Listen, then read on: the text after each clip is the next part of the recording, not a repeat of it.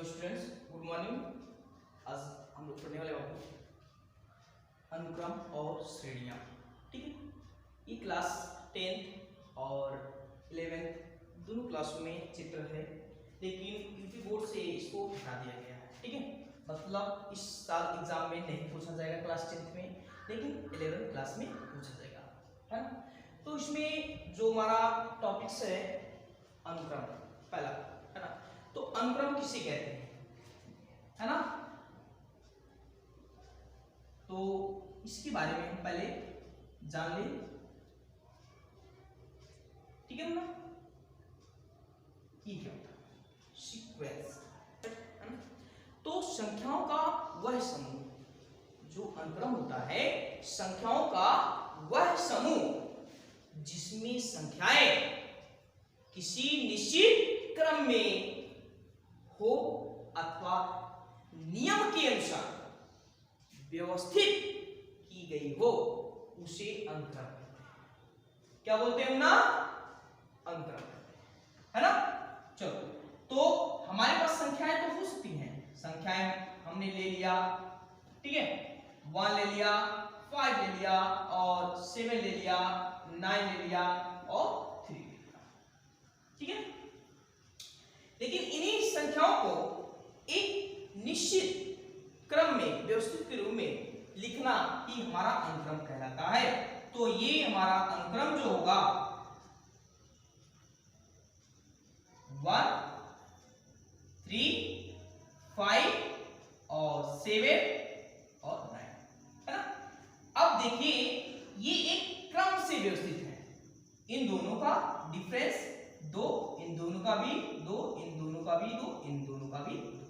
तो ये क्या कहलाएंगे, अनुक्रम कहलाएंगे, है ना। और इन्हीं अनुक्रम संख्याओं को, ठीक है,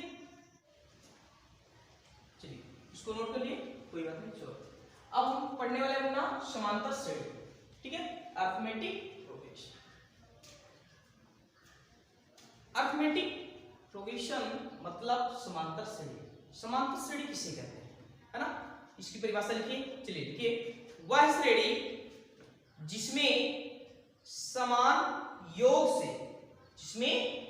योग से श्रेणी का अनुक्रम बनता है, श्रेणी का अनुक्रम बनता है, उसे समांतर श्रेणी कहते हैं, उसे समांतर श्रेणी कहते हैं, है ना। चलो, माना, ठीक है ना,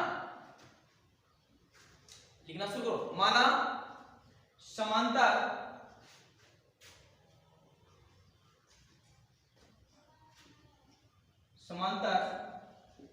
श्रेणी का प्रथम पद ए तथा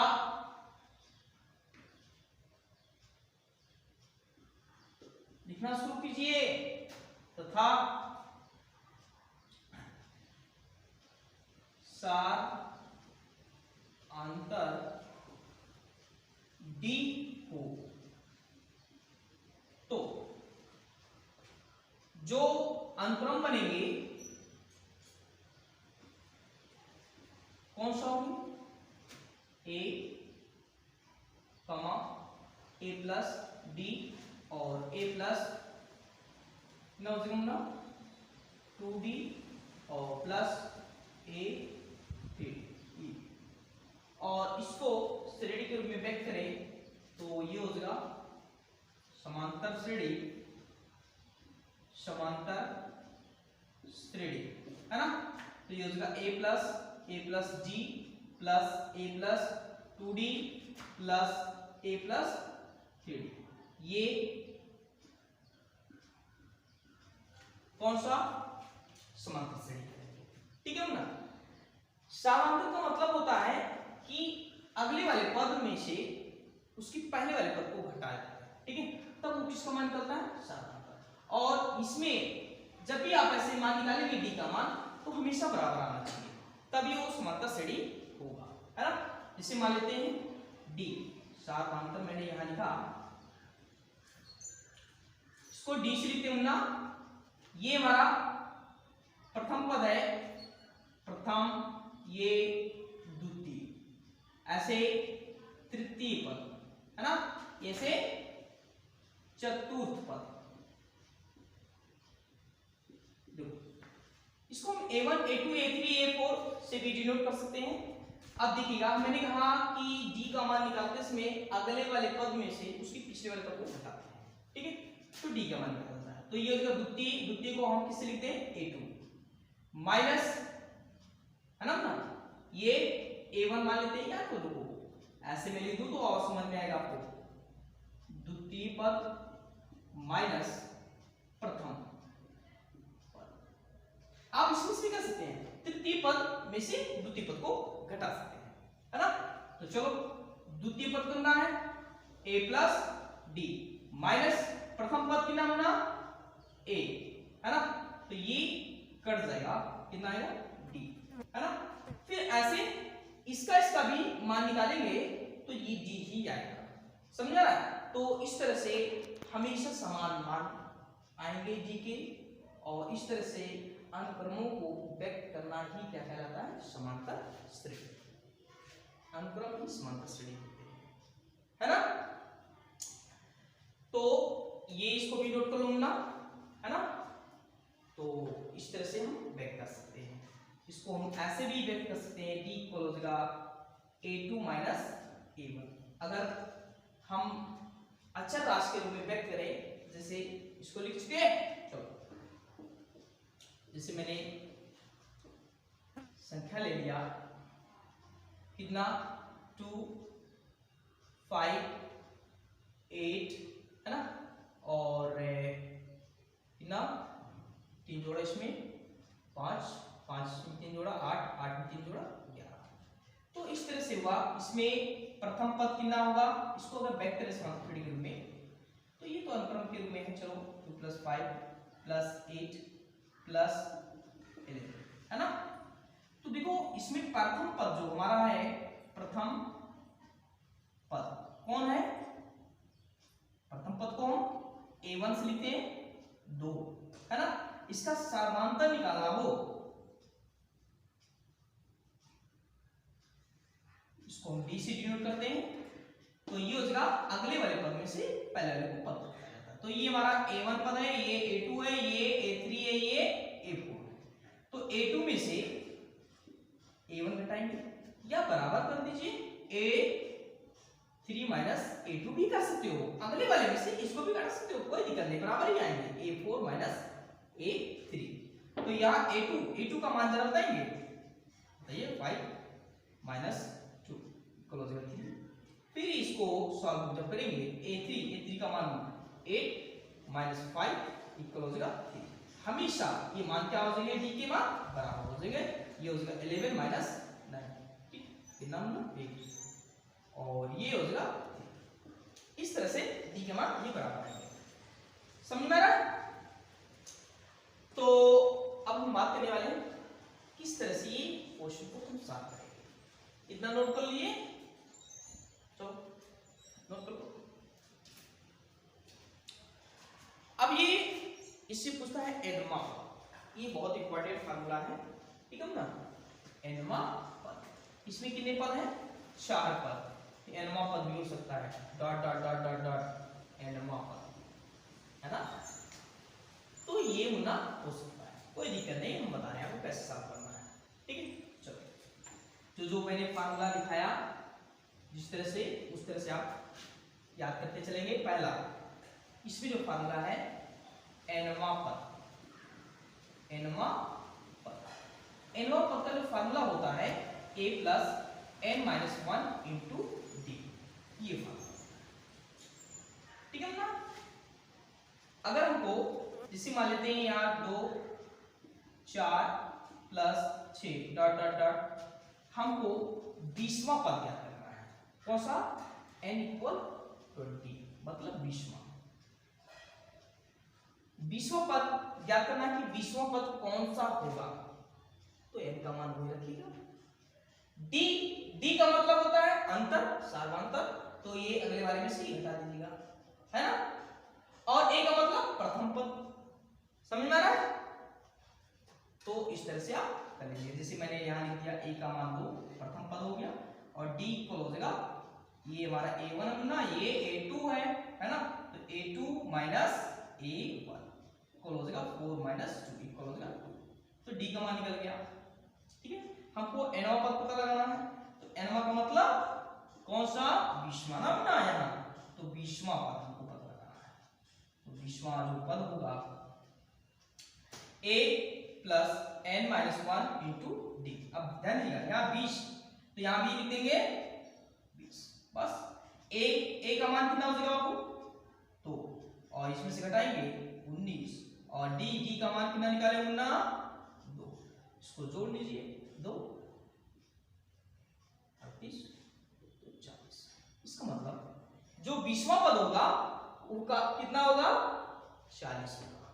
ठीक है, इसको भी नोट करो, इसको नोट करो।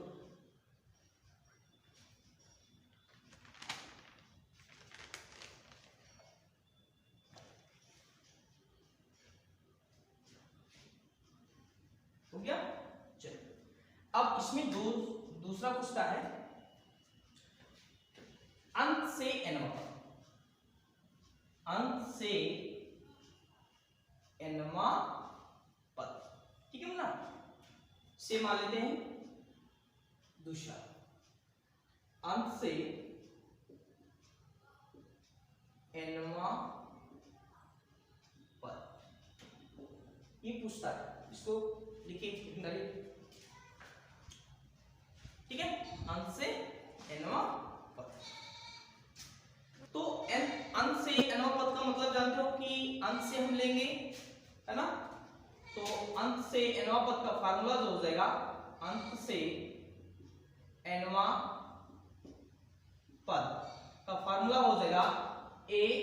यहां ध्यान दीजिएगा कि जैसे वहां हम प्लस लिए थे, ठीक है ना, वहां क्या लिए थे? प्लस लिए थे, यहां देखिएगा, यहां प्लस। अब यहां हमने प्रथम पद क्या लिया था? a लिया था, लेकिन यहां अंतिम पद हम क्या ले लेंगे? l ले लेंगे। ठीक है, तो यहां हम लिख दे रहे हैं, माना अंतिम पद कितना हो? l हो, तो l हो तथा सार अंतर d हो, तो है ना। तो अंत से nवां पद का फार्मूला जो हो जाएगा कितना? l minus n minus 1 into D हो जाएगा, ये फार्मूला हो जाएगा। समझा? इसमें l क्या है? अंतिम पद, और इसमें n क्या है? पदों की संख्या, पदों की संख्या, और d क्या है? आपको पता ही है, सार अंतर। क्या मेरी बात समझ में आ रहा है? तो इसको नोट करो। इस पे भी मैं क्वेश्चन लगवा दे रहा हूं, ठीक है ना। जैसे आ गया मेरा क्वेश्चन, आ गया 5 10 डॉट डॉट डॉट डॉट, कोई भी संख्या आप ले सकते हो। ठीक है, 95 मैंने ले लिया, और उसके बाद 100 ले लिया। ठीक है ना, इसको इस रूप में पैक कर सकते, कोई दिक्कत नहीं है ना। चलो, ये हमको ये बताना है कि अंत से 7वां पद, जैसे ये हमारा इधर से गिनेंगे तो ये पहला, दूसरा होगा, तीसरा, चौथा, पांचवा, इधर से भी आएगा, इधर से भी आएगा, लेकिन हमको अंत से बताना है। तो हम पूछ रहे हैं ना, अंत से 7वां पद ज्ञात कीजिए, है ना। अंत से 7वां पद कितना होगा? इधर से नहीं ना, उधर से, समझा? तो हमने कहा ना, अंत से 9 पद का फार्मूला क्या होता है? l minus n minus 1 into D. तो जरा पहले मान तो निकालो, l मतलब अंतिम पद, l का मान 100 हो गया। उसके बाद n, कौन सा मान निकालना है? 7वां पद, इसका मतलब n इक्वल 7, n इक्वल कितना हो जाएगा ना 7, सातवां निकाला ना, चलो 7। उसके बाद d का मतलब शालांतर, और शालांतर कैसे निकालेंगे, आप इसमें से भी घटा सकते हैं, 10 वाले में से 5 घटा सकते हैं, और उसमें से भी घटा सकते हैं, कोई दिक्कत नहीं है। चलो इसमें से घटा देते हैं, तो 10 माइनस 5 तो हो जाएगा 5। ये इसका मान आ गया, d का मान आ गया, है ना। क्या ये नोट हो गया इधर। चलो अब बात करने वाले हैं ना किसका, फार्मूला। तो ये हो जाएगा 7वां अंत से 7वां पद कितना होगा, l minus n minus 1 into D.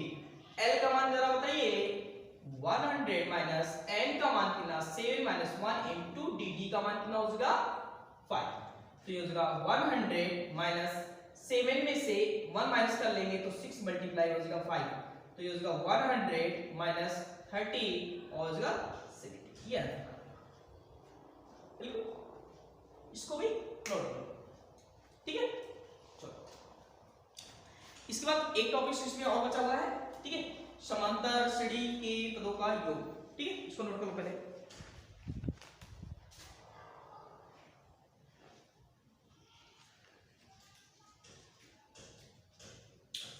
चलिए हो गया ना। चलो अब हम बात करने वाले हैं, किसकी बात करने वाले हैं, समांतर श्रेणी के n पदों का योगफल, है ना। सुविधा दे समांतर श्रेणी की, तीसरा हमारा है समांतर श्रेणी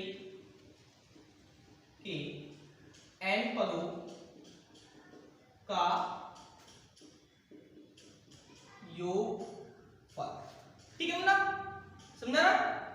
तो sum of n terms, sum of n terms, ठीक है, of terms of N arithmetic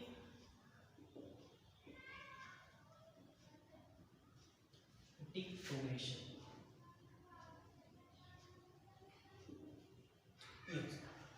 समांतर श्रेणी के n पदों का योगफल, ठीक है।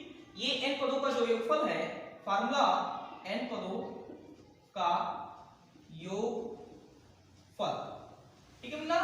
इसका फार्मूला याद कर लीजिएगा, रट लीजिएगा, n/2 और 2a plus n minus 1 into D. चलो इसको भी नोट करो। और एक विधि और हमारे पास है, ठीक है ना, nवां पद हमको मतलब डायरेक्टली निकालना हो तब भी हम कर सकते हैं, यदि हमको क्या पता हो अंतिम, ठीक है, तो अथवा हम इसका भी निकाल सकते हैं, n पदों का योगफल, ठीक है ना। इसको भी लिख लेंगे और जो मैं लिखा रहा हूं उसको भी आप लिख लेंगे, तो ये हो जाएगा n/2 और a प्लस n। इसका मतलब यदि आपको अंतिम पद दे देता है तो आप तब भी निकाल सकते हैं, ठीक है, समझा ना। इस वाले फार्मूले से भी निकाल सकते हो, इस वाले फार्मूले से भी निकाल सकते हो, समझा ना।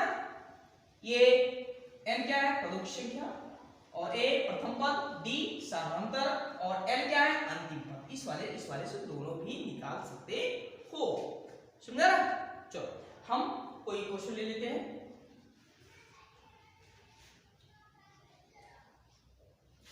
जैसे मैंने ले लिया 2 4 6 डॉट डॉट। सबसे पहले हम क्या करेंगे, पदों की संख्या निकालेंगे, कितने इसमें पद हैं, ठीक है ना। तो मैंने कहा ये nवां पद है, कौन है, nवां पद कितना है 20, nवां पद कितना है 20, है ना। तो nवां पद 20 है, nवां पद का फार्मूला आपको पता ही है, कितना, a plus n minus 1 into D equal हो जाएगा 20। अब मुझे जरा बताइएगा, प्रथम पद a का मान 2, सार्वधातर बताइए 4 माइनस 2, तो 4 माइनस 2 कितना हो जाएगा 2, समझ में आया। चलो a का मान कितना रख देगा 2 plus n minus 1 into D का मान 2 इक्वल हो जाएगा। हे बाबू उसको उधर ले चलो, तो ये 2 एक बार लिख लेते ना, मल्टीप्लाई 2 इक्वल हो जाएगा 20 माइनस 2, तो ये हो जाएगा n माइनस 1 इंटू 2 इक्वल हो जाएगा 80। अब 2 को उधर भेजेंगे, कट जाएगा, n माइनस 1 इक्वल हो जाएगा 9, और उसको उधर ले चलेंगे, 9 प्लस 1 इक्वल हो जाएगा 10। ये nवां पद मतलब 10वां पद ही क्या होगा, 20 होगा, n का मान निकल गया, ठीक है ना। अब हम इसी में रख दे रहे हैं, समझा रहा, इस वाले से भी निकल देगा और इस वाले से, चलो इसी से भी निकालिए, चलिए इसी से निकालिए, कोई दिक्कत नहीं है, आप इसी से निकालिए। देखो n का मान कितना है बताइए, 10वां पद ना, तो 10/2 मल्टीप्लाई a का मान जरा बताइएगा 2 प्लस n का मान कितना 10 माइनस 1 और d का मान कितना बाबू 2, बस कोई दिक्कत नहीं, काट दो, 5 आ गया ना, चलो 2 गुना 4, ये हो जाएगा 9 मल्टीप्लाई 2, ये हो जाएगा 5 और ये हो जाएगा 4 प्लस 18, इसको और बढ़िया साल करो, तो ये हो जाएगा 18 कितना देगा जी, बोलो 10 110 आएगा, ठीक है। ये हमारा इन पदों का जो योग होगा इतना आएगा, इसको लिख लो।